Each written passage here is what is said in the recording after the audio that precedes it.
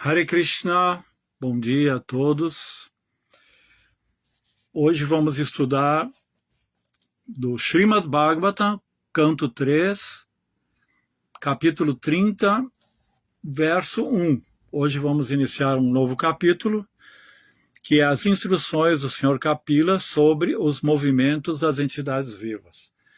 Na verdade, esse capítulo é uma continuação do anterior, mas aqui ele tem um diferencial que ele vai mostrar o regresso da alma que foi condenada aos mundos infernais para a forma de vida humana, e vai ser apresentado aqui a embriogênese, segundo a versão védica.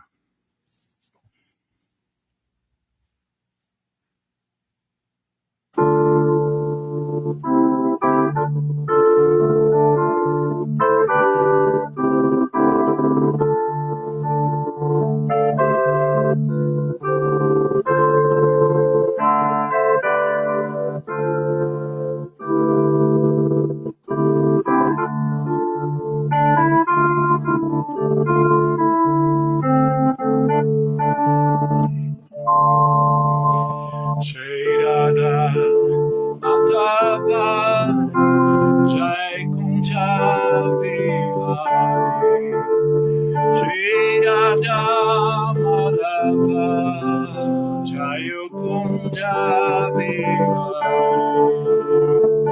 Gopi Chana Vallabha Jai Girivardhari Gopi Chana Vallabha Girivardhari Yashodanandana Brahmacharanjana Yashodanandana Brahmacharanjana Yamunatira Vanachari Yamunatira Vanachari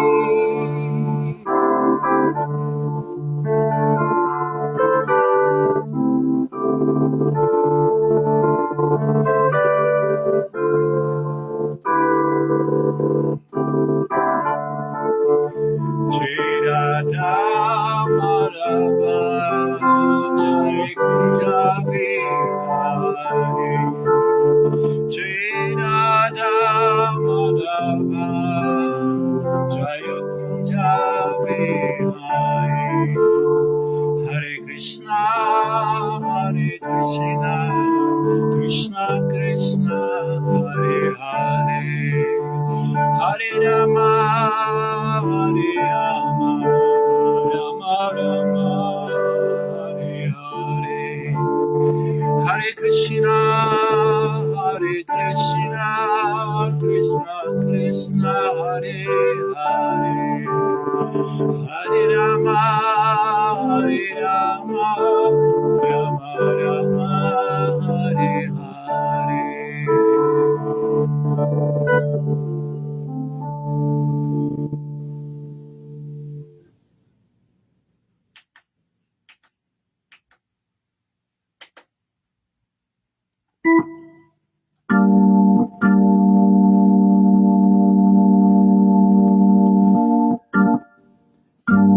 Raghupati Raghava Rajaram Akita Pavana Sitaram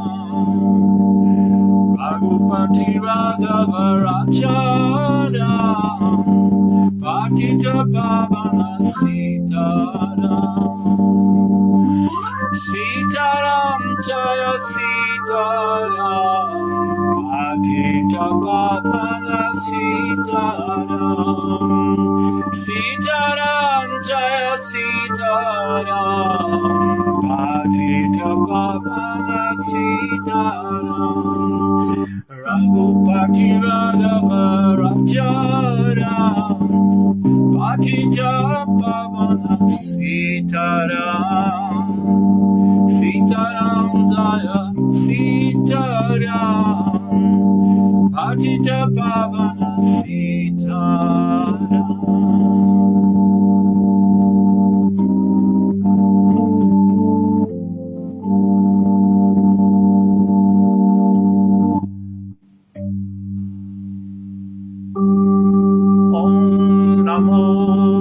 Bhagavate Vasudevaya. Om Namo Bhagavate Vasudevaya. Om Namo Bhagavate Vasudevaya.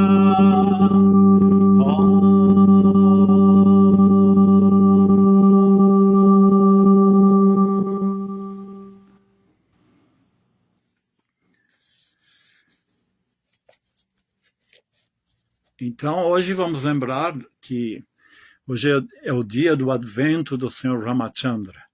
É uma das datas do nosso calendário Vaishnava mais importantes, né? O nome de Rama, ele faz parte do mantra Hare Krishna. Então, todos os dias cantamos e glorificamos o nome de Rama. E quando falamos em Ramachandra, sempre lembramos que ele é a personificação do Dharma.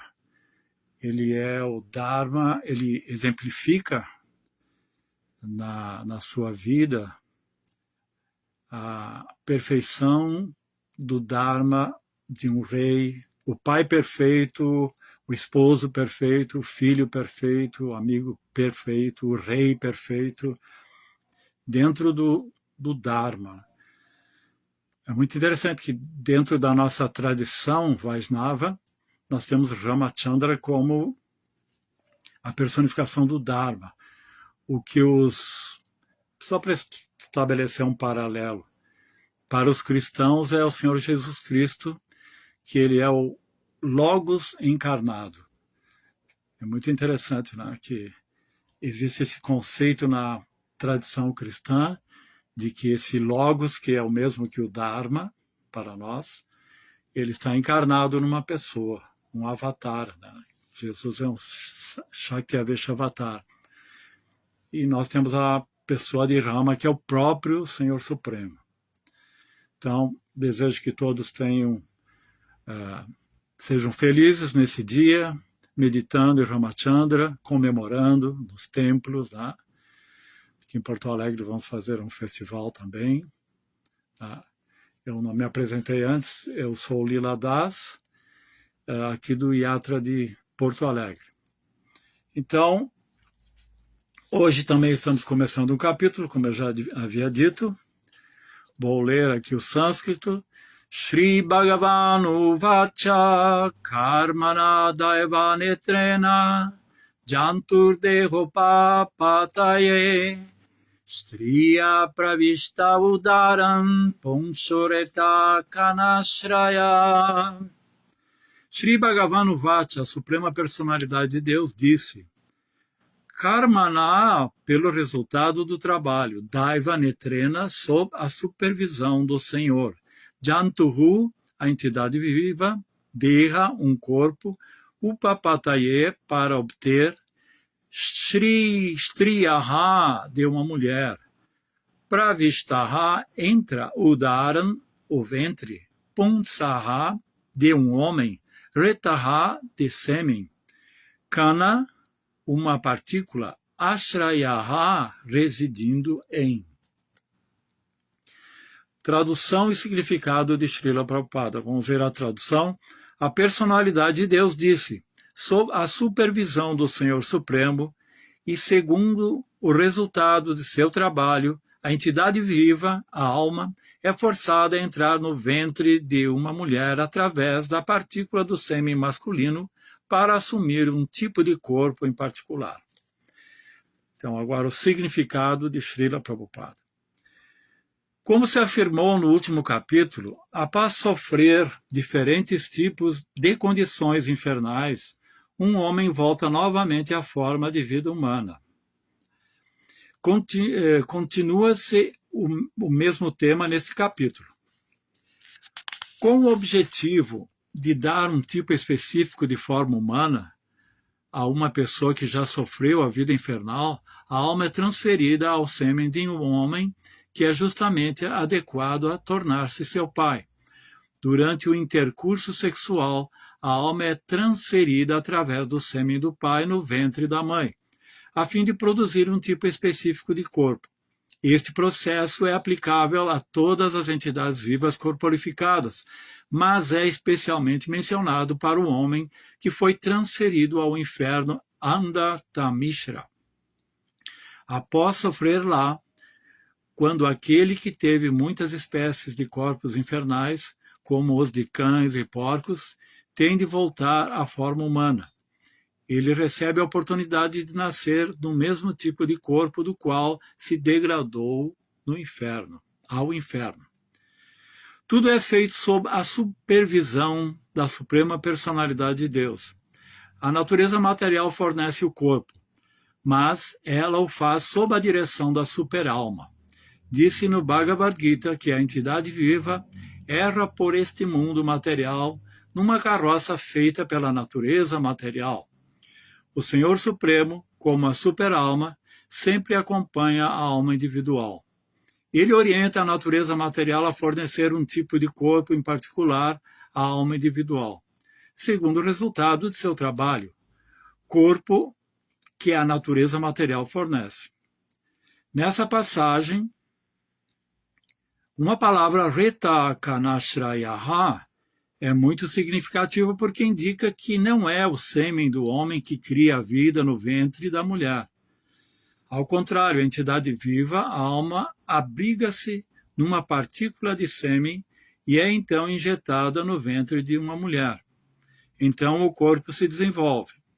Não há possibilidade de criar uma entidade viva sem a presença da alma, simplesmente pelo intercurso sexual.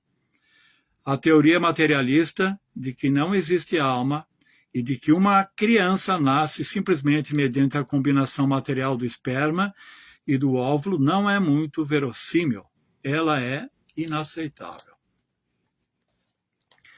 Namo Vishnu Padaya Krishna Prestaya Bhutale Srimati Ridananda Goswami Namine Namaste Guru Hamsaya Paramananda Medase Prabhupada Pramodaya Dusta Siddhanta Nase Namo Vishnu Padaya Krishna Prestaya Bhutale Srimati Bhakti Vedanta Swami Namine Namaste Sarasvati Devi Gauravani Pracharine Nirvishesha Shunevadi Pasasya Deshatarine Om Gyana Timirandasya Gyanam Jana Chalakaya Chakshurum Miritam Adjena Tasmai Sri Gurave Namaha.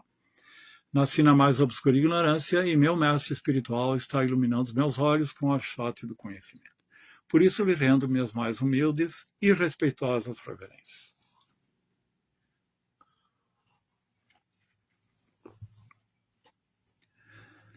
Então aqui nesse verso existem questões teológicas muito interessantes e até científicas, né? A personalidade de Deus diz sob a supervisão do Senhor Supremo e segundo o resultado de seu trabalho. A entidade viva, a alma, é forçada a entrar no ventre de uma mulher. Então aqui está falando a supervisão do Senhor Supremo. O Senhor Supremo, como Paramatma, está supervisionando toda a nossa trajetória aqui pelo mundo material, pelo universo. Então, não estamos desprovidos da providência divina. Esse é um ponto muito importante, que dentro da teologia e mesmo da filosofia, existem duas concepções a respeito da participação ou não de Deus na criação. Então, uma das correntes é o teísmo, do qual pertence o cristianismo, o islamismo, judaísmo, o vaishnavismo por excelência. Nós somos teístas, tá? Existe o teísmo e o deísmo. Então, o teísmo significa que Deus criou o mundo, mas ele participa da criação. Ele é um provedor e também ele supervisiona a vida da entidade viva, ele está presente. Ele é providente, essa é a palavra. Deus, ele é providente. Agora, dentro do deísmo, que é uma corrente que surgiu principalmente com o iluminismo, que foi uma fase racionalista, em que tudo tentava ser, dentro do iluminismo acreditava-se que tudo poderia ser explicado pela razão. Então, se acreditava que Deus criou o mundo, porque muitos iluministas, como René Descartes, como Immanuel Kant, muitos eles eram cristãos, eles eram religiosos, eles acreditavam em Deus. Mas a maior parte dos iluministas eram deístas, quer dizer, eles acreditavam que Deus criou o universo e depois, com as leis criadas por ele também, o universo ele se manteve, sem a sua presença, sem a sua providência. Existe o exemplo, a analogia do relógio. O relojeiro, ele faz o relógio, depois ele dá a corda e o relógio ele funciona por si. Então Deus teria criado o universo, teria criado as leis e ele existe, ele se mantém por si, por essas próprias leis. Então são duas correntes e aqui nós podemos ver, né, como é enfatizado a presença divina em nossa existência. Mesmo que a alma vá para os mundos infernais, sempre ali está o Paramatma testemunhando, sancionando. Então, não estamos desamparados. Isso é muito importante. É o aspecto imanente de Deus. Existe um aspecto transcendente, que é Krishna na sua morada além desse mundo, e o aspecto imanente de Deus, que é aquele que está dentro da criação e que está consciente, que está atento, que está supervisionando. Esse é o Paramatma. Continuando, a entidade viva está... A entidade viva é forçada a entrar num ventre. Esse forçado significa que, de acordo com o karma da entidade viva, de acordo com a consciência que ele desenvolveu, de acordo com os desejos que ele desenvolveu, ele está sendo sancionado. Krishna, como Paramatma, ele satisfaz os desejos. Agora, esse mundo tem leis, né? Existe um logos, existe o dharma. E segundo essas leis, as suas escolhas vão implicar em reações. Então, se você agir no modo da ignorância, você vai ter certas reações. Agir no modo da bondade, no modo da paixão. E se você finalmente transcender esse condicionamento nos modos da natureza, a sua ação será perfeita. Muito interessante isso. Então, nós estamos fazendo as nossas escolhas. Agora, nossas escolhas sempre serão de acordo com a nossa consciência. Por isso, a consciência de Krishna é fundamental para toda a sociedade, toda a civilização, toda a humanidade. Porque só a consciência de Krishna pode ensinar o uso perfeito do livre-arbítrio. Porque a cada passo estamos fazendo uma escolha. Nós temos uma certa liberdade de escolha. Mas se você não tiver a inteligência purificada, você pode fazer más escolhas e aí você entra num samsara, que é o que foi descrito no capítulo anterior. O capítulo anterior descreve uma alma condicionada que incorreu contra as leis, incorreu contra a ética, contra a moral, contra a religiosidade e caiu numa condição infernal. E depois de expiar, ele volta para a condição de vida humana. Aqui existe toda uma trajetória. Nós podemos entender pela descrição dos significados do capítulo anterior que a alma cai numa condição infernal e ele ainda tem uma consciência humana, digamos, e ele é obrigado a práticas como comer coisas abomináveis, só dando um exemplo específico, excremento, urina, ali que é a condição infernal, porque ele ainda tem consciência humana lá. E depois é uma espécie de preparação para assumir um corpo que possui essa natureza de comer alimentos abomináveis, por exemplo. No caso de comer carne, de comer os animais carnívoros, os felinos, né? Então, cada tipo de desejo, para cada tipo de desejo, existe uma forma, um corpo adequado.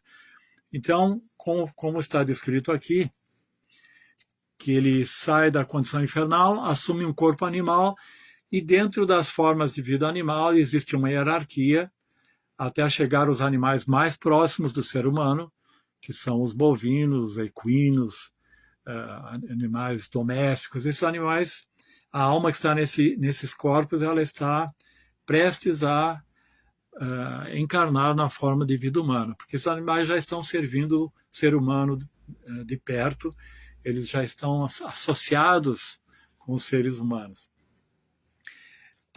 Então agora começa a descrição da embriogênese. É porque a alma, como é que ela se estabelece no sêmen do homem, né? De onde ela vem. Então existe uma trajetória, que primeiramente ela está no vapor, nas nuvens, depois numa gota de água, da chuva, depois na terra, ela é absorvida por um cereal, trigo ou centeio, o homem come esse cereal e essa alma vai se estabelecer no sêmen e especificamente no espermatozoide. Aqui, nós vemos nesse verso aqui,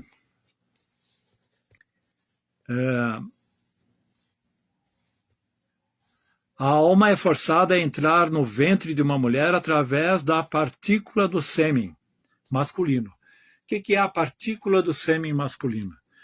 É o espermatozoide. Já 5.000 anos atrás, se tinha o conhecimento de uma partícula no qual a alma estava situada. No sêmen existem milhões, milhares de espermatozoides. E um deles é o veículo da alma. Por isso, esse é o que vai ser mais apto na competição, né, para fecundar o óvulo. O que o distingue dos outros, porque ali esse espermatozoide em específico, ele será o veículo dessa alma. Então nós vemos que existe uma trajetória em que a alma assume diferentes formas, né? Porque a alma ela está se corporificando numa gota da água, na terra, num cereal, depois no espermatozoide até fecundar o óvulo, e quando ela fecunda o óvulo, então o óvulo ele tem todas as condições de gerar um corpo. Então essa união sexual homem e mulher é uma combinação de espírito e matéria, porque o espírito está ali no espermatozoide e a matéria que será fornecida para o desenvolvimento do corpo está no óvulo da mulher. Então ali essa combinação de espírito e matéria que vai gerar um novo corpo. Agora é muito interessante, vamos ver aqui se eu tenho. É muito interessante que, já que estamos no primeiro capítulo, será descrito os estágios da embriogênese. Será descrito os diferentes estágios da embriogênese, e essa descrição é de 5.000 anos atrás. E os primeiros estágios, começando pelo espermatozoide, eles são, na verdade, microscópicos. Então, e essa descrição ela é comprovada pela ciência moderna. É claro que quando o embrião se desenvolve a olhos vistos, então fica mais fácil por um estudo, mas nesses primeiros estágios, onde esse óvulo fecundado e o próprio espermatozoide, eles são invisíveis a olho, e há 5.000 anos atrás não tínhamos microscópio. Aliás, o microscópio ele foi inventado pelo holandês Anton von Leeuwenhoek, que desenvolveu lentes que depois propiciou a construção da luneta, que ajudou muito na astronomia, revolucionou a astronomia. Mas esse Antoine von Leeuwenhoek, ele analisou no microscópio o sêmen e descobriu essas partículas que são os espermatozoides, né? Eles têm um movimento, assim como os gerinos, né? E ele, através do microscópio, descobriu a existência do espermatozoide. Nessa época, um tanto que moralista, ele ficou em dúvida se iria apresentar essa sua descoberta para a Sociedade Real, a Royal Society, que é onde convergiam todos os estudos científicos, ou não. Mas ele resolveu escrever uma carta narrando a sua descoberta para o diretor da Royal Society e explicando que se ele achasse que isso não seria conveniente, né? Porque ele, na verdade, ele usou no microscópio seu próprio sêmen para analisar. Mas, felizmente, o diretor achou uma descoberta muito importante, foi divulgado, né? Foi um passo a mais para o estudo da embriogênese. Mas aqui o interessante é isso, que só no século XVII é que um microscópio pôde acompanhar esses estágios microscópicos da embriogênese. E os Vedas, né? Vyasadeva, na sua compilação, já descrevia isso. Aqui no Bhagavatam está descrito. Isso é bem interessante. E aqui tem os estágios mencionados, né? Primeira noite ocorre a mistura do espermatozoide com o óvulo. Quinta noite a mistura fermenta e assume a forma de uma bolha. Essa bolha ela é oca e muito diminuta. E aqui está explicado como uma bolha, quer dizer, ela é oca no centro. Posteriormente, quando a ciência, com os recursos tecnológicos, puderam verificar isso no microscópio, justamente é uma espécie de bolha oca no centro. E aqui já está descrito. No 10º dia, o embrião desenvolve uma forma semelhante a uma ameixa, tornando-se um pedaço de carne ou um ovo. Depois vem a formação de órgãos e membros, né? Aqui já na descrição de meses. No primeiro mês, a cabeça começa a se formar. No segundo mês, as mãos e pés, outros membros ganham forma. No terceiro mês, surgem unhas, dedos das mãos e dos pés, pelos corporais, ossos e pele. As aberturas do corpo, olhos, narinas, ouvidos, boca, ânus e os órgãos genitais também aparecem. Quarto mês, desenvolve-se os 7 ingredientes essenciais do corpo, os datos, né? Sangue, carne, gordura, ossos, medula. E depois a funcionalidade e consciência. Quinto mês, o feto começa a sentir fome e sede. Está vendo aqui a funcionalidade e consciência, né? Então, no 6º mês, o feto, envolto pelo amnio, começa a se mover no lado direito do abdômen. No 7º mês, o bebê adquire consciência e começa a sentir os movimentos do ar que o empurram para baixo, preparando-se para o nascimento. Interessante, nesse estágio, o feto já começa a desenvolver consciência, e é nesse 7º estágio, então, que será descrito que essa alma que está nessa condição se dá conta dessa condição miserável que ela está e ora para o Senhor Vishnu para nunca mais entrar nessa condição. Porque existem, na verdade, muito romantismo no sentido do bebê, né? Os pais esperam o bebê, tem toda aquela... no que diz respeito, né, aos pais esperarem o bebê, tudo isso é muito interessante, assim, muito emocional, né, emocionante. Mas a situação da alma, como um embrião, ela é muito sofrida, porque ela está ali dentro da placenta, do útero, numa posição desconfortável, sendo atingida por germes. Então, se a mãe come um alimento picante, por exemplo, ele sente muita dor na pele, porque a sua pele é sensível. Então, é muito interessante que nesse capítulo não está sendo o principal interesse aqui de Kapila Deva, não é tanto descrever a embriogênese, mas descrever a condição miserável da alma durante a fase de gestação. Porque toda essa trajetória dos mundos infernais, as formas de vida animal, e agora mais no ventre, tudo é uma trajetória de sofrimento, de miséria. Então aqui Kapila Deva está instruindo sua mãe, instruindo a todos nós, como existe mais sofrimento do que prazer. Como o próprio filósofo Schopenhauer, do século XVIII, XVII, eu acho, ele dizia que nesse mundo não há prazer, existe só sofrimento. Aquilo que nós chamamos de prazer é um alívio do sofrimento. Essa informação ele aprendeu da sua leitura dos Upanishads e da literatura budista. E é verdade isso.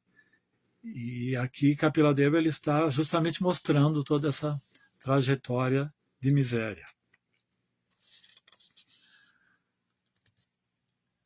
Agora, outro ponto interessante aqui, analisando do ponto de vista da filosofia e da teologia, é o fato de que a alma está saindo dos mundos infernais e volta para a forma de vida humana, onde essa alma terá uma nova chance.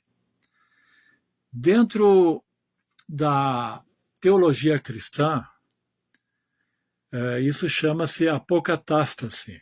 Isso foi apresentado por Orígenes, e é interessante que ele, nos seus livros, na sua apresentação teológica, porque Orígenes ele viveu no século III e ele era discípulo de Clemente de Alexandria. Eles fundaram a escola de Alexandria no século III, que foi o início da teologia cristã, ainda muito influenciada pela filosofia grega.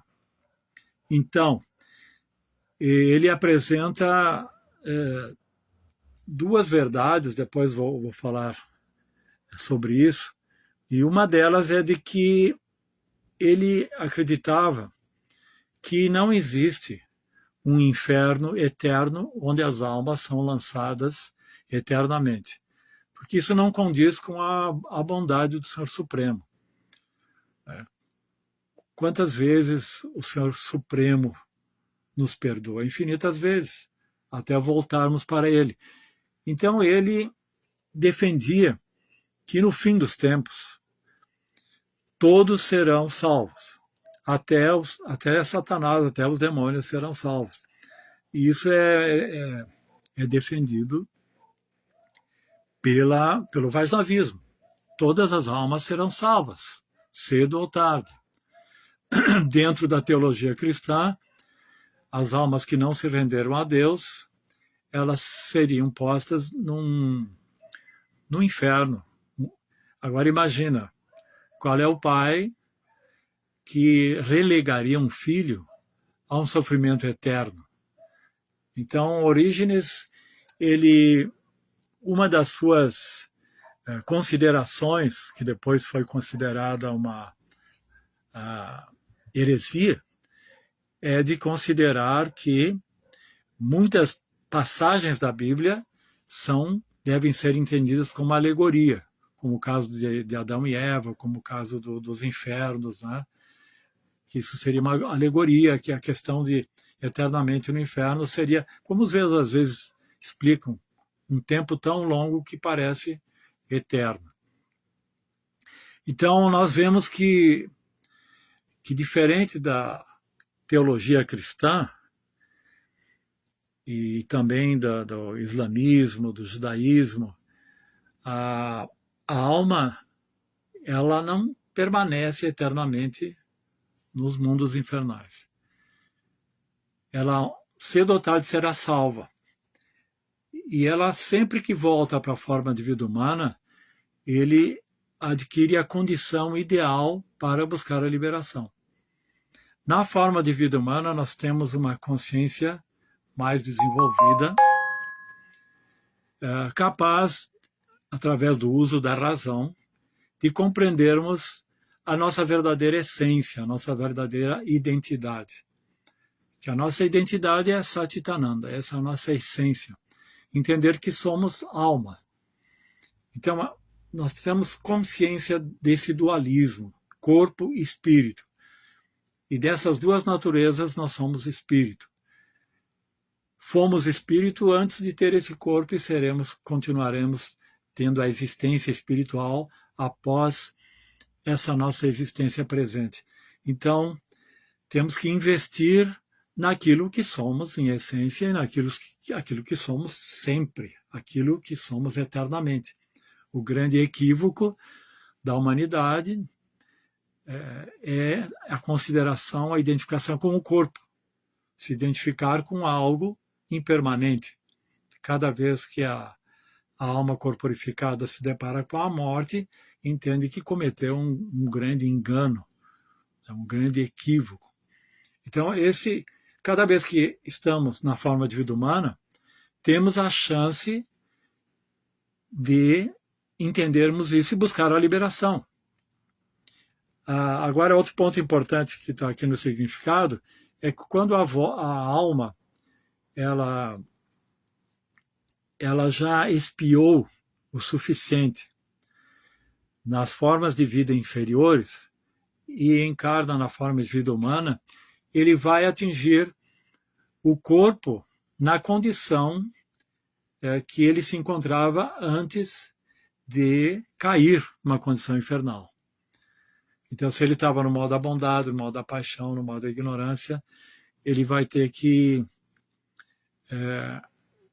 encontrar uma maneira de buscar a liberação. Mas na forma de vida humana ele pode conseguir só na forma de vida humana. Por isso que os semideuses almejam por essa forma de vida humana. Porque a forma de vida humana nós estamos numa posição central.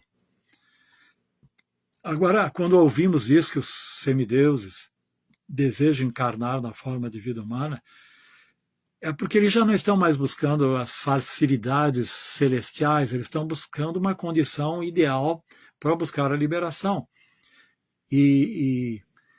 Porque no mundo celestial existe muita distração, muito desfrute. E nos mundos inferiores existe muita miséria, muito sofrimento. Mas aqui na forma de vida humana, que ocupamos uma posição central, nós podemos ver lado a lado a miséria e a felicidade. Podemos ver o prazer e a dor. Quando você se depara nessa perspectiva, lado a lado, a dualidade desse mundo, e quando sua inteligência está purificada, então você pode fazer escolhas. Agora, se você está só num lado, que é no mundo celestial, onde só existe prazer, você tende a pensar que o mundo é assim, o mundo é para desfrutar, o mundo é sempre prazeroso.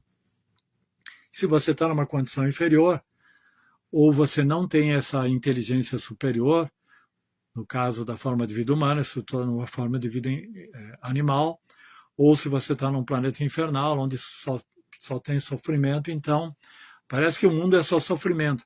Mas aqui, nesse mundo intermediário, nós podemos, como seres humanos, ver lado a lado. E é daqui que nós podemos fazer as escolhas. É daqui, dessa posição como ser humano, que o nosso livre-arbítrio ele tem muito poder.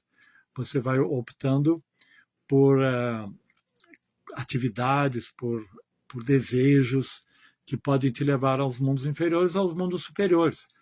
Mas aqui tu tem uma perspectiva mais favorável para fazer essas escolhas. Veja no caso de Buda. Quando o Buda saiu do palácio, porque Buda estava numa condição semelhante a um semideus, ele ali vivia só na riqueza, só no desfrute. Mas quando ele saiu do palácio, que ele se deparou com o nascimento, a doença, a velhice e a morte, ele entendeu a ilusão que ele estava vivendo. E ele entendeu a dura realidade que o ser humano vive. Por isso ele foi buscar essa doutrina para a libertação dessas almas. Mas quando ele se deparou com essas misérias, é que a sua inteligência começou a agir de forma a buscar algo que transcendesse essas misérias. Então, por isso, a volta na forma de vida humana é muito importante. Nós estamos no centro. E esse centro é que é favorável. Então, por isso, o movimento para a consciência de Krishna é tão importante, né? É tão louvável essa iniciativa de Srila Prabhupada, trazer esse conhecimento para o Ocidente, porque, na verdade, aqui no Ocidente, nós vamos ver que Prabhupada, ele no fim desse verso, ele mostra qual é a nossa realidade no mundo ocidental. Eu diria que existem escolas filosóficas, existe a ciência, existe a própria teologia, teologias que nos desorientam com essa compreensão da transmigração, da reencarnação e do propósito disso.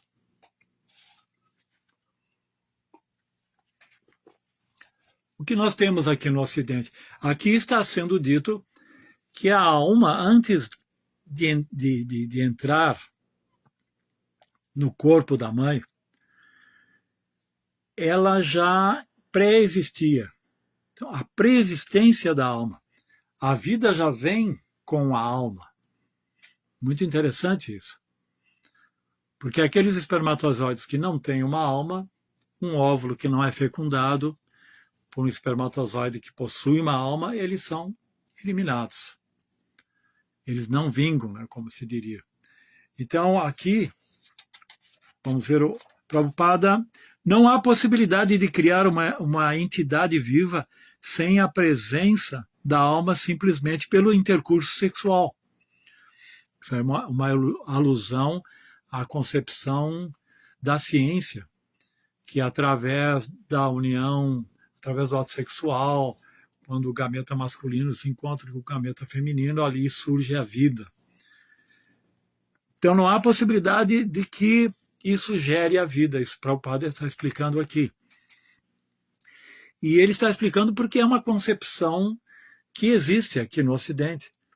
Então, se nós formos procurar na ciência, vamos encontrar isso, que não existe a pré-existência da alma, que a consciência, a vida, vem da interação de elementos materiais, elementos químicos, e de acordo com o grau de interação e sofisticação, então surge a consciência. Essa é uma visão materialista. Dentro da filosofia, nós podemos ver que existem escolas que defendem que não existe uma pré-existência da alma e nem uma existência da alma após a vida, que não existe Deus, que não existe um programa divino para a trajetória da alma nesse mundo. São filosofias desorientadoras. Essa filosofia são as filosofias existencialistas de Heidegger, Nietzsche, Albert Camus e, por excelência, Sartre, que foi o que fez uma síntese dessas filosofias e apresentou o existencialismo. E no final dos anos 40 e praticamente todos os anos 50, essa filosofia materialista influenciou muito tanto o aspecto cultural como o aspecto social, apresentando essa filosofia de que preconiza que nós somos livres. Na verdade, o jargão da filosofia de Sartre, só para nos determos um pouco, é de que a existência precede a essência. Para nós isso é um absurdo, porque aqui mesmo nesse verso está explicado que a essência precede a existência.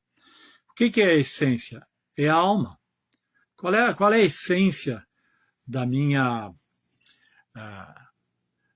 existência? É a alma. E a essência da alma é Satchitananda. Então, ele defende que a existência precede a essência. Primeiro, nós somos jogados nesse mundo, né? Jogados como um embrião, depois uma criança, e aí você tem que fazer escolhas, e com essas escolhas é que você forma ou busca a sua essência. E é muito interessante que existe ali uma certa contradição, pelo menos para nós que temos o conhecimento védico, né? Porque o jargão de Sartre defende que a existência precede a essência. Então você tem que existir para depois buscar a essência. A essência para ele é o que você vai ser. Se você vai ser um artista, se você vai ser um cientista, você vai buscar uma essência na sua vida até a morte e depois acabou tudo. Né? Isso é o existencialismo. Agora, para nós, a existência já é um elemento da essência.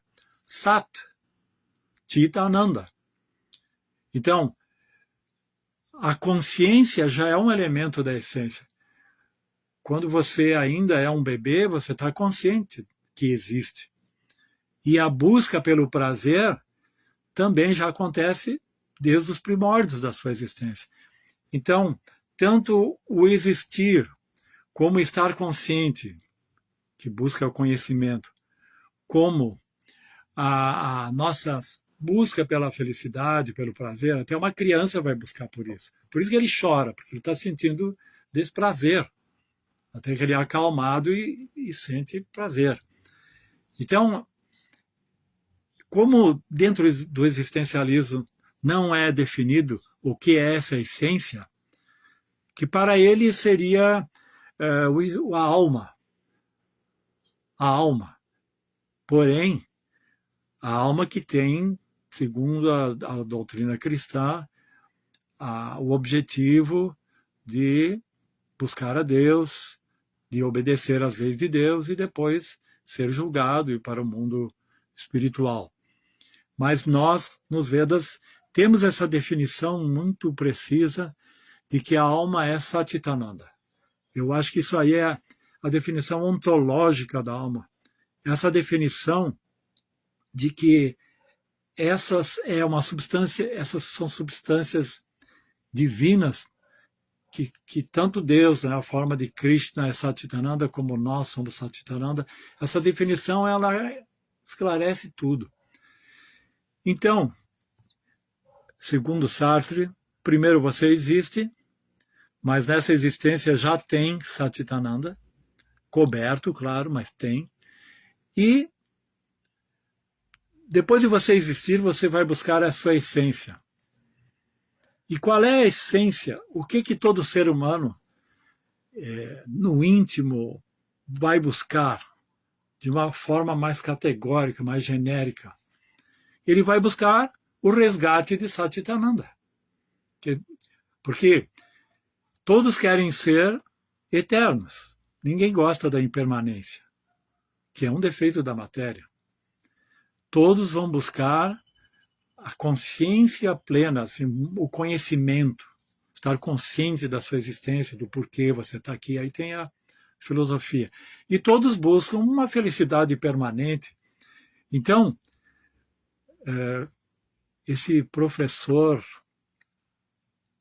tem um professor de filosofia que eu não me lembro o nome agora, que ele fala que os existencialistas, eles estão, na verdade, querendo ser Deus, buscando essa essência, buscando essa perfeição por eles mesmos. Esse é o ponto, pelas suas próprias escolhas. Né? Porque outro jargão do existencialismo é de que nós somos condenados à liberdade. E essa liberdade significa que você sempre tem algum tipo de escolha, mesmo nas piores situações. E essas escolhas vão determinar que tipo de essência você vai ter, de que tipo de existência você vai ter. Então, se você está buscando uma essência, o melhor, a perfeição dessa essência é resgatar aquilo que você já tem. Ironicamente, todos querem ser Satchitananda. E Satchitananda o Ananda, ele só acontece de forma plena quando você se associa com Deus. Então, você terá que buscar Deus. Então, é muito absurda, né, essa filosofia do existencialismo. Depois nós vemos Nietzsche, também tem Albert Camus, que ele defende o absurdismo, que essa vida ela não tem... Tudo é absurdo aqui. É absurdo que você nasce, trabalha, se esforça e depois morre e acabou.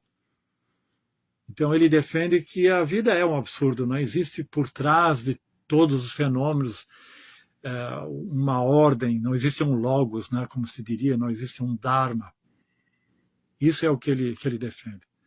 Nietzsche também defendia a vontade de poder, que todos querem, através do poder, se estabelecer, vencer nesse mundo. E cada um desses filósofos existencialistas tem um tipo de explicação que não... absurda.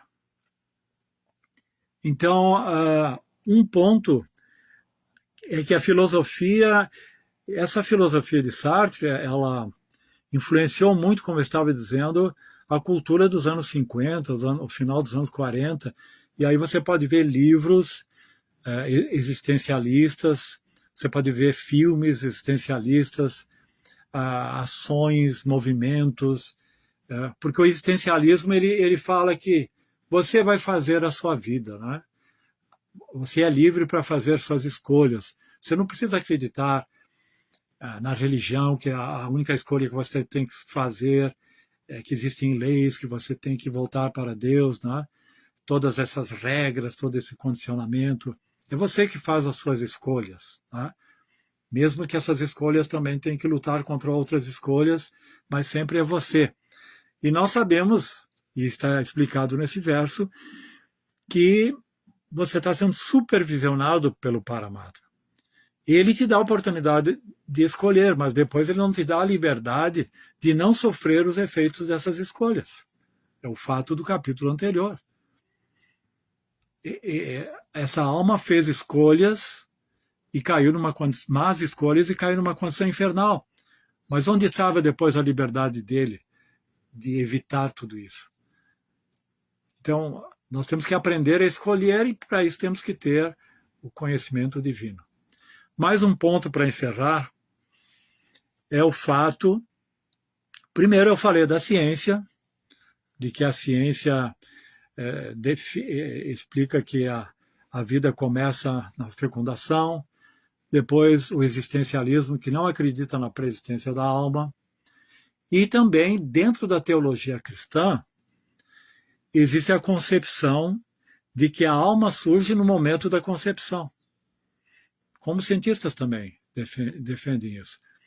Eles não acreditam na pré-existência da alma, por isso não acreditam na reencarnação.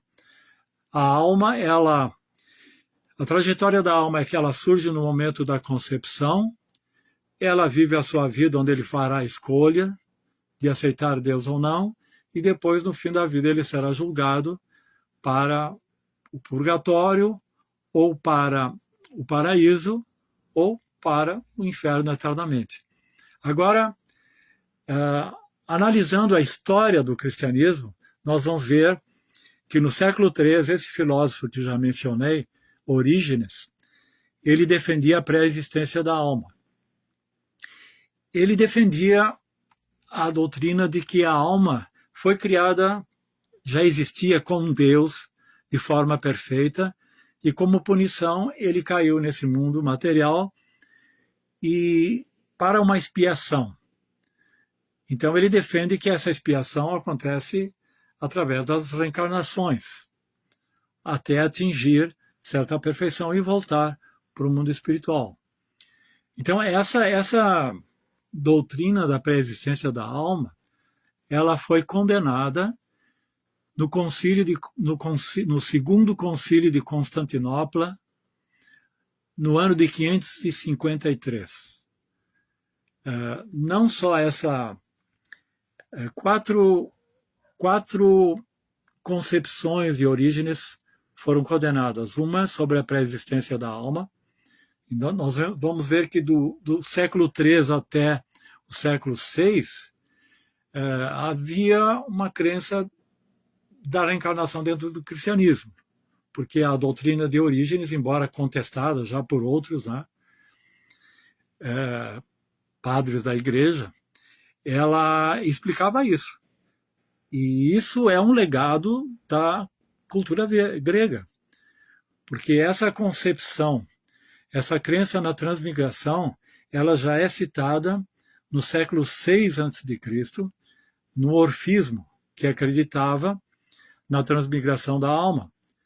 Depois, Pitágoras fundou a escola pitagórica, baseada nessas concepções do orfismo, inclusive eram vegetarianos, e Platão comprou os livros, conseguiu os livros, literalmente comprou, de Pitágoras e incorporou muitos elementos na sua filosofia, inclusive da reencarnação.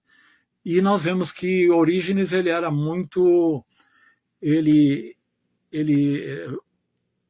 defendia que Platão tinha muitas verdades bíblicas, né? Como nós podemos defender que muitos aspectos da filosofia de Platão são verdades respaldadas pelos próprios Vedas, né? Então ele chegou a essa concepção que depois foi refutada e considerada anátema nesse Concílio II de Constantinopla, promovido por Justiniano, esse imperador romano, no ano de 553. Outra concepção dele é a da apocatástase, que defendia que toda a alma será liberada. Outra é que muitos pontos da Bíblia são alegóricos, e outro, ele defendia que a Santíssima Trindade ela é hierárquica, né? O Pai primeiro, o Filho depois o Espírito Santo. Para nós seria o Pai, Deus, né? Depois o Filho, que seria as entidades vivas, ou depois seria o Espírito Santo, que seria o Paramatma, e depois o Filho, que seria tanto o representante de Deus como as entidades vivas em geral. Então, para terminar, meu mestre espiritual, que também é um estudioso, né, de tudo isso, da teologia, da filosofia, da história, né, conhecendo o Ocidente, ele defendeu que muito do que foi considerado no cristianismo como heresias eram verdades. Nós podemos ver que as 4 heresias, foram as 4 concepções de Orígenes que foram refutadas, que foram tornadas anátema nesse concílio, são verdades védicas, né? Praticamente verdades védicas, com algumas alterações. E outros concílios também refutaram. Então ele falava de uma forma assim, até irônica, que esses concílios muitas vezes eliminavam verdades perenes. Então nós podemos concluir que nós estamos dentro dessa heresia. Tudo são heresias dentro da tradição cristã. Tudo isso que estamos defendendo aqui. Então, Jai, todas as glórias a Srila Prabhupada. Obrigado pela presença de todos. Que todos tenham boas festas, comemorando o advento do Senhor Ramachandra. Agora, se alguém tiver algum comentário, alguma pergunta. Marcelo A. Magalhães. Hare Krishna, bom dia. Marcelo é sempre muito fiel às aulas de Bhagavatam. Isso é muito importante, né? O primeiro passo do serviço devocional é Shravan, escutar. Sundarang Devidasi, bom dia a todos e a todas. Hare Krishna, minhas reverências, Prabhu Lila Das, Hare Krishna, Mataji. Bhaktinval, Hare Krishna, reverências. Sundarang Devidasi, feliz dia de Ramanavami. Feliz dia de Ramanavami para todos. ISKCON Rio de Janeiro, Hare Krishna, Hare Rama, Hare Krishna, Hare Rama.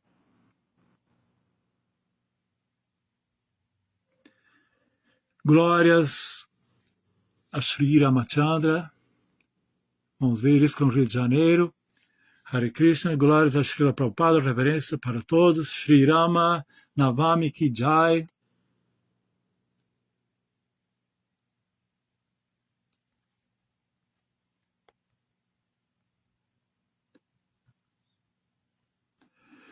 Marco Ferrari, o livro A Vida Vem da Vida, de Prabhupada, explica bem que a essência precede a existência.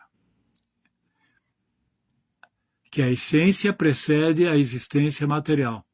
Curioso que, na verdade, a morte ou a suposta inexistência só se concebe no plano material, pois...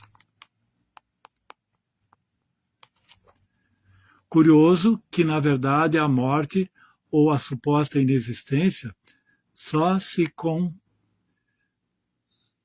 concebe no plano material, pois no plano da realidade só existe a própria existência. Claro, a inexistência só existe nesse mundo. Heráclito e Parmênides já tocavam nesse ponto, que esse mundo existem coisas temporárias e coisas que existem. Parmênides dizia, aquilo que é, é. Ele tinha esse jargão. Aquilo que é, é. E nós temos esse verso, Nasato vidyate bhavo, na bhavo vidyate sataha, ubayora pidris tuantas tuana yostatva darshibi, que aquilo que é não pode deixar de existir. E aquilo que não é, não pode existir para sempre, porque está sujeito ao tempo. Muito bem, boa colocação. Marcelo A. Magalhães, se as escolhas vêm da consciência e a consciência vem de Krishna, então não seria o próprio Krishna que está sempre escolhendo por nós? Na verdade, Krishna nos dá a oportunidade de fazer as escolhas. Se ele estivesse sempre escolhendo por nós, nós não teríamos essa oportunidade de escolher.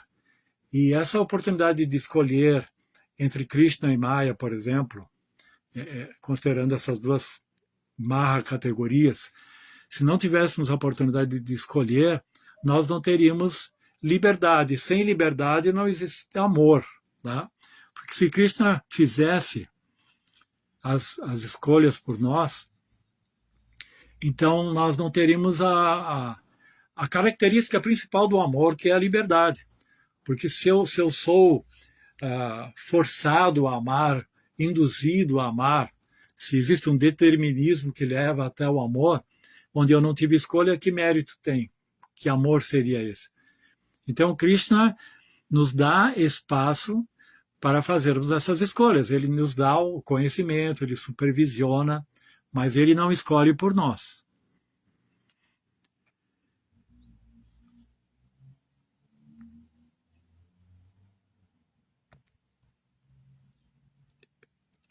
Segundo o cristianismo, a morte é ir para os planetas celestiais.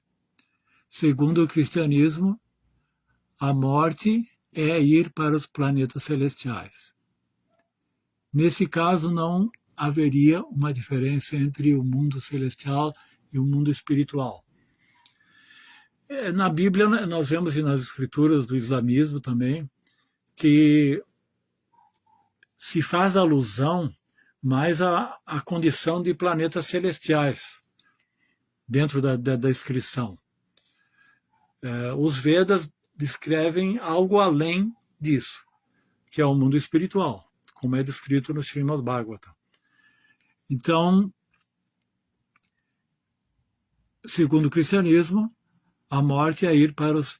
Sim, a morte, ela, pelo que eu entendo da teologia cristã, no momento da morte você vai ter um julgamento. Na verdade, a alma vai ficar num estágio, uma espécie de limbo, até o momento do julgamento. Quando acontecer o julgamento, então todas essas almas que abandonaram o corpo antes vão ser chamadas a um julgamento. O livro A Vida Vem da Vida, de Prabhupada, tá, aqui já foi. Segundo o cristianismo, a meta é ir para os planetas celestiais. Então, vamos ver mais aqui. Sundarang Devidas, muito grata pela aula, Prabhu. Sempre muito boa. Obrigado, Hare Krishna. Adelila Devidas, Hare Krishna. Então, acho que não tem mais ninguém aqui. Então, Hare Krishna, um bom dia a todos. Obrigado pela presença de todos. Jai, Srila Prabhupada aqui. Ramachandra aqui, Jai.